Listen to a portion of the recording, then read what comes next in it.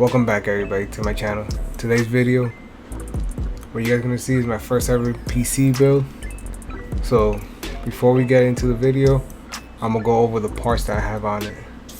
Well, not go over, show you the parts I have. So let's start with the first thing on the list, the CPU. CPU that you're gonna be seeing in this build is the AMD Ryzen 5 3600X 3.8 gigahertz 6-core processor. Then next, the motherboard. I went with the MSI B450 Gaming Plus Max ATX motherboard. I was gonna go with the Tomahawk but couldn't find it, so I decided to go with the MSI. Also didn't pay this price for this, or didn't pay the 218. I paid like 200 because I got it on sale when I got this. This wasn't this high either. For RAM, I went with a dual.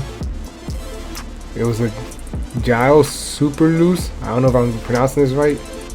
RGB sync, 16 gigabyte, DDR4 3200.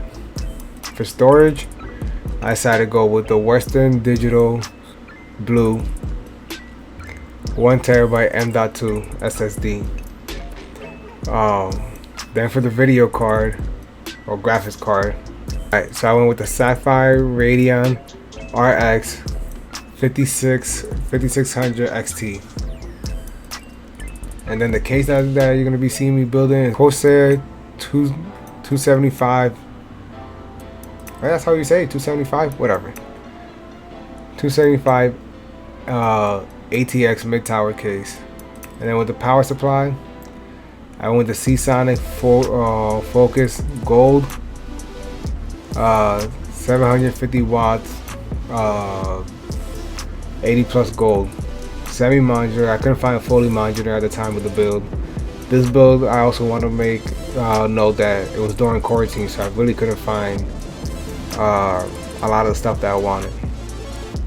And then I also added these fans up into the thing, because this case only comes with 2, so I want a little bit more fans to cool this down.